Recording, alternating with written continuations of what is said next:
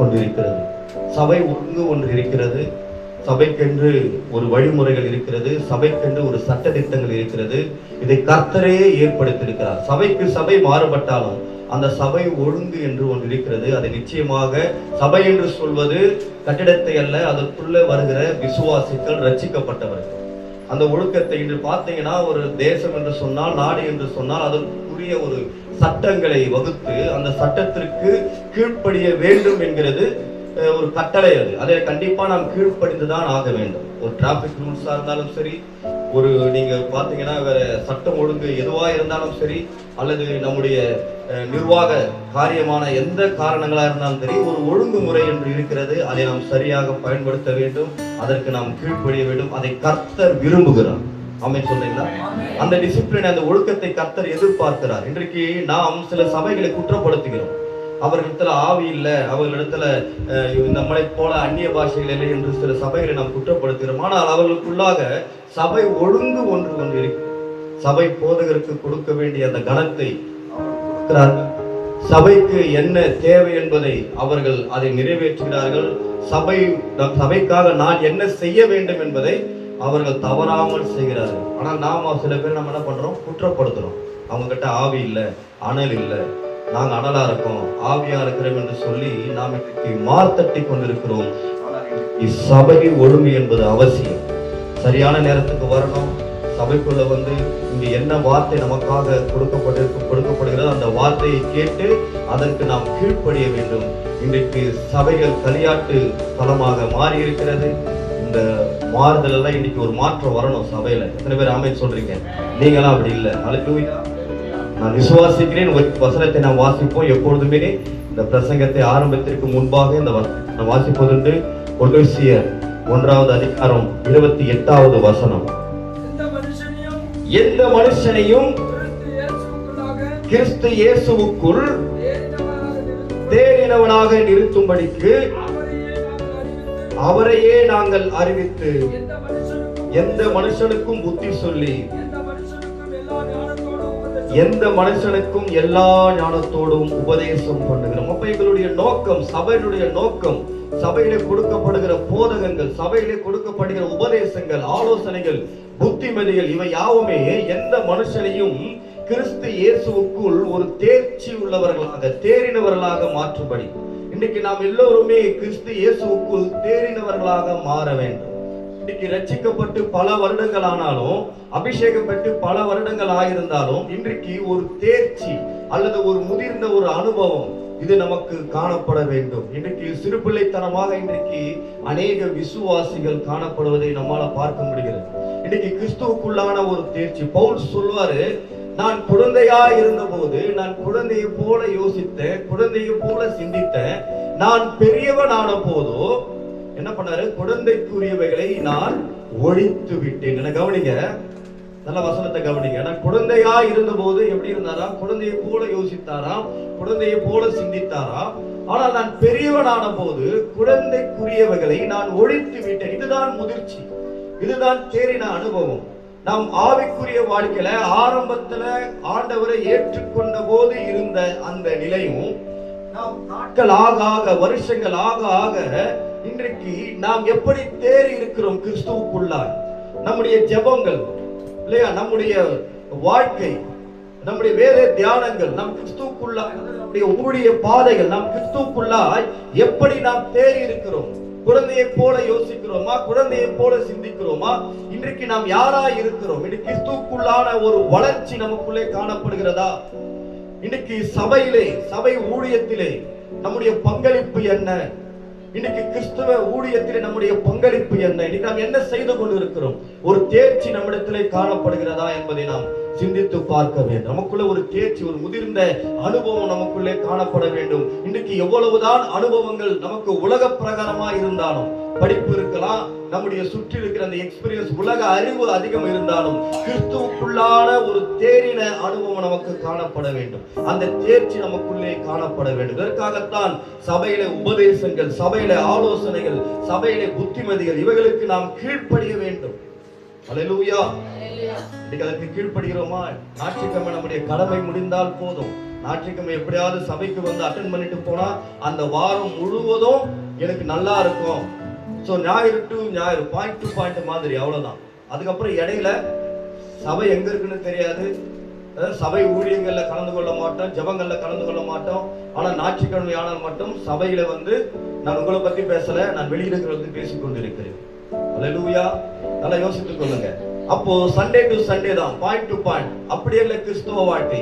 இன்றைக்கு நாம் ஒரு காரியத்தை குறித்து நாம் பிரயாணித்துக் கொண்டிருக்கிறோம், ஒரு பயணத்தை நாம் மேற்கொண்டிருக்கிறோம். எப்படி எகிப்து தேசத்திலிருந்து விடுதலை பெற்று கானான் தேசத்தை நோக்கி இஸ்ரவேல் ஜனங்கள் ஒரு பெரிய பிரயாணம் மேற்கொண்டார்கள், அதே போல ஒரு பரம கானானை நோக்கி இன்றைக்கு இந்த பூமியிலே நாம் பயணித்துக் கொண்டிருக்கிறோம். இந்த பயணத்திற்கு அநேக தடைகள் வரும், அநேக எதிர்ப்புகள் வரும், அநேக சூழ்நிலைகள் வரும். ஆனால் அந்த சூழ்நிலைகள், தடைகள் எல்லாம் தகர்த்தி எரிந்து விட்டுத்தான் நம்முடைய நோக்கம் எல்லாமே அந்த பரம கானானை போய் அடைய வேண்டும். அப்போ ஒவ்வொரு வாழ்க்கையில நமக்கு கிடைக்கிற ஒவ்வொரு சூழ்நிலையும் நம்முடைய அனுபவங்கள். இங்கே கஷ்டங்கள் வரலாம், எதிர்ப்புகள் வரலாம், போராட்டங்கள் வரலாம், துன்பங்கள் வரலாம், கவலைகள் வரலாம், கண்ணீர்கள் வரலாம். இவை எல்லாமே நம்முடைய வாழ்க்கையை நாம் ஒவ்வொரு நாளும் அனுபவிக்கலாம். ஆனால் இவைகள் யாவுமே நம்முடைய அனுபவத்தை வளர்க்கிற காரியங்கள், இன்னும் நாம் அனுபவத்தில் வளர வேண்டும் என்கிற ஒரு காரியங்கள் என்பதை நாம் புரிந்து கொள்ள வேண்டும். புரியுதுங்களா? எல்லா சூழ்நிலைகளும் நம்முடைய ஆவிக்குரிய வளர்ச்சிக்கும் நம்முடைய விசுவாசத்தின் உறுதிக்கும் ஒருவேளை தேவன் அனுமதிக்கிற காரியங்களாக நாம் பார்க்க வேண்டும். இதை ஏற்றுக்கொள்ள முடியுதா உங்களால? நீங்க எவ்வளவோ கண்ணீரை நாம் பார்க்கிறோம், நம்முடைய வாழ்க்கையில துன்பங்கள் இருக்கு, நம்முடைய வாழ்க்கையில கவலைகள் இருக்கு, எவ்வளவோ தேவைகள் இருக்கு. இதை நினைத்து நாம் ஒவ்வொரு நாளும் புலம்புகிறோம். ஆனால் இவைகள் யாவுமே நம்முடைய கிறிஸ்தவ வாழ்க்கையின் அனுபவங்களை வளர்க்கிற காரியங்கள் என்று நாம் ஏற்றுக்கொள்ள வேண்டும். ஆமென் சொல்றீங்களா? பல துன்பங்களை நாம் சகிக்க மாட்டோம், உபத்திரவங்களை ஏற்றுக்கொள்ள மாட்டோம், கவலைகளுக்கு நாம் உடன்பட மாட்டோம். இதெல்லாம் என் வாழ்க்கையில கூடாது என்று நாம் இருப்போம். எப்பொழுதும் எனக்கு சந்தோஷமாவே இருக்கணும், கர்த்தருக்குள் தான் எப்பொழுதும் சந்தோஷமா இருக்கும். ஆமென் சொல்றீங்களா? ஹல்லேலூயா.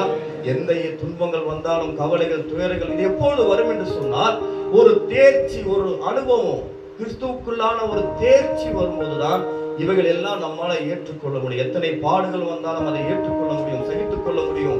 எவ்வளவு கவலைகள், கண்ணீர்கள், துயரங்கள், எதிர்ப்புகள் வந்தாலும் இவைகள் எல்லாத்தையும் நாம் என்ன பண்ண முடியும்? ஏற்றுக்கொள்ள வேண்டும். அப்பதான் சொல்லுவாங்க தெரியுமா, சில உலகத்துல ரொம்ப அனுபவசாலிங்க, எந்த பிரச்சனை வந்தாலும் இவன் மேனேஜ் பண்ணிடுவான்.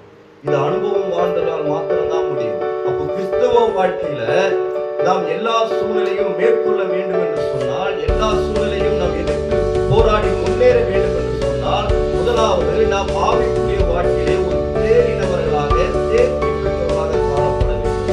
இன்னும் குழந்தையை போல நான் தேன் கலந்து கொடுத்தாதான் நான் சாப்பிடுவேன், கசப்பு கலந்த மாத்திரைன்னு சொல்லி நாம் இன்னும் தேனை எதிர்பார்த்து கொண்டிருக்க கூடாது. குழந்தையா இருக்கும்போது இந்த குழந்தைக்கு நாம் என்ன பண்ணுவோம்? மாத்திரை கொடுக்கணும்னா வாழைப்பழத்தூளை வச்சு அதை மிடுங்க வைப்போம். இல்லைன்னா என்ன பண்ணுவோம்? மாத்திரையை கொடுத்து உடனே தேன்ல குடைச்சு கொடுப்போம். இதெல்லாம் என்ன பண்ணுவோம்? குழந்தையா இருக்கும்போது கொடுக்க வேண்டிய காரியம். வளர்ந்த ஆளுக்கு அப்படி கொடுக்க முடியுமா? ஒரு 20 வயசு 30 வயசு ஒரு நபருக்கு போய், ஒரு வாலிபனுக்கு போயிட்டு ஒரு மாத்திரை போடுன்னு சொன்னா அவனுக்கு தேனை கலந்து கொடுக்க முடியுமா? இல்லை வாழைப்பழத்துல உள்ள வச்சு கொடுக்க முடியுமா? வளர்த்துட்டான். கசப்பை ஏற்றுக்கொள்ள வேண்டும், கசப்பை ஏற்றுக்கொள்ள வேண்டும். அந்த பக்குவம், அந்த தேர்ச்சி, அந்த வளர்ச்சி வந்துடுச்சு. அப்ப இன்னும் நாம் என்ன எதிர்பார்க்கிறோம் என்று சொன்னால், இன்னும் நமக்கு தேனை போல ஒரு வார்த்தை, ஆசீர்வாதமான வார்த்தை, நம்மளை வாழ்த்துல நம்மளை தாங்குகிற வார்த்தை வேண்டும் என்றே எதிர்பார்த்து கொண்டு இருக்கிறோம். நாம் ஒவ்வொரு நாளும் நான் சொல்லுகிற ஒரு காரியம், எந்த இடத்துல போனாலும் நாம் கசப்பு கலந்த மருந்து குடிக்க நாம் தயாரா இருக்கணும். ஆமென் சொல்றீங்களா? எந்த கசப்பு வந்தாலும் ஏற்றுக்கணும், அது நமக்கு நல்லது. நம்ம இன்னும் ஸ்திரப்படுத்தும். நம்முடைய வியாதி குணமாக வேண்டும் என்று சொன்னால், நான் இப்படி சொல்லுவேன், நாம் இன்னும் விசுவாசத்திலே ஸ்திரப்பட வேண்டும் என்று சொன்னால், விசுவாசத்திலே உறுதியா இருக்க வேண்டும் என்று சொன்னால், சில கசப்பான சம்பவங்கள் நம்முடைய குடும்பங்களில் வரும்போது அதை ஏற்றுக்கொண்டு நாம் ஜெபித்து அதிலிருந்து வெளியே வரணும். ஆமென் சொல்றீங்களா? யோபு பட்ட கஷ்டத்தை போல யாரும் உலகத்துல இதுவரைக்கும் பட்டது கிடையாது. ஆனாலும் அவர் அதிலே ஜெயித்தார். அதை ஜெயித்து அவர் இரட்டத்தலையான ஆசீர்வாதத்தை தேவனிடத்திலிருந்து பெற்றுக்கொண்டார் என்று சொன்னால், இன்னைக்கு நீங்களும் நானும் எப்படிப்பட்ட வாழ்க்கையை வாழ்ந்து கொண்டிருக்கிறோம்? இன்னைக்கு ஒரு தேர்ச்சி நம்முடைய வாழ்க்கையில காணப்பட வேண்டும். வசனத்திலே தேறினவர்களாக, ஜபத்திலே தேறினவர்களாக, ஊழியத்திலே தேறினவர்கள். இன்னும் நான் குழந்தைய போலதான் தவழ்ந்து கொண்டிருப்பேன், இன்னும் என்ன பிடிச்சி ஒருத்தர் கூப்பிட்டு வந்துதான் விடணும்ன்ற அளவு கிடையாது. வயது கிடையாது. வயது நீங்க காரணம் காட்டக்கூடாது. ரொம்ப வயசாச்சுங்க, எனக்கு படிப்பறிவு இல்லைங்க, இதை காரணம் காட்டக்கூடாது. ஆண்டவர் யாரையும் எப்பொழுதும் எந்த வேலையும் எடுத்து பயன்படுத்த வல்லவர். அந்த இருதயத்தை அவர் எதிர்பார்க்கிறார். ஆமென் சொன்னீங்களா? ஹல்லேலூயா. அப்ப இதற்காகத்தான் உபதேசங்கள், இதற்காகத்தான் ஆலோசனைகள், இதற்காகத்தான் தேவன் பிரசங்கங்களையும் போதகங்களையும் இன்று சபையிலே கொடுத்து கொண்டிருக்கிறார். இன்னைக்கு சபைக்கு வரும்போதெல்லாம் ஆண்டவரே என்னுடைய ஆவிக்குரிய வாழ்க்கைக்கு என்ன தேவை, அதை எதிர்பார்த்து நீங்க வந்தீங்கன்னா உலக பிரகாரமான வாழ்க்கையின் தேவைகளை ஆண்டவர் சந்திப்பார். ஹல்லேலூயா. முதலாவது தேவனுடைய ராஜ்யத்தையும் நீதியையும் தேடுங்கள், பின்னர் இவைகள் எல்லாம் உங்களுக்கு கூட கொடுக்கப்படும் என்று சொன்னால், தேவனுடைய ராஜ்யம் நீதியும் சபையில இருக்கிறது. சபையில வரும்போது கொடுக்கப்படுகிற அந்த தேவ வார்த்தைகளை கேட்டு அதை அப்படியே விடாம அதை நம்முடைய வாழ்க்கையில நாம் அபியாசப்படுத்தும் போது உலகத்திற்குரிய எல்லா ஆசீர்வாதங்களையும் தேவன் நமக்கு கொடுக்க வல்லவர். ஹல்லேலூயா. கரங்களை உயர்த்தி ஆண்டவருக்கு நன்றி சொல்லுவோம். அப்படியே கண்களை மூடி நாம் கொஞ்ச நேரம் ஸ்தோத்திரமான ஒரு 2 நிமிஷம், ஆண்டவரே இன்னும் நான் தேடினவனாக மாறினாங்க. இன்னொரு தேர்ச்சி, ஒரு நிலையிலிருந்து இன்னொரு நிலை, ஆவிக்குரிய வளர்ச்சியில ஒரு நிலையிலிருந்து இன்னொரு நிலை. நீங்க குழந்தை ஒரு பருவத்துல இன்னொரு பருவம் அடைந்து கொண்டே போகுது. குழந்தையா இருக்கும் போது நான் குழந்தையை போல யோசித்தேன், குழந்தையை போல சிந்தித்தேன். இன்றைக்கு நான் பெரியவனானேன். பெரியவனான போது நான் குழந்தையை போல யோசிப்பதை நான் ஒழித்து விட்டேன். இன்னைக்கு குழந்தையை போல இன்னைக்கு நாம் பேசிக் கொண்டிருக்கிறோம். இன்னைக்கு கலகங்கள் குழந்தையை போல, இன்னைக்கு புறங்கூறுதல் குழந்தையை போல, பிரிவினைகள் குழந்தையை போல, இன்னைக்கு குழந்தைக்குரிய காரியங்கள் இன்னைக்கு நாம் தேறினவர்கள். ஹல்லேலூயா.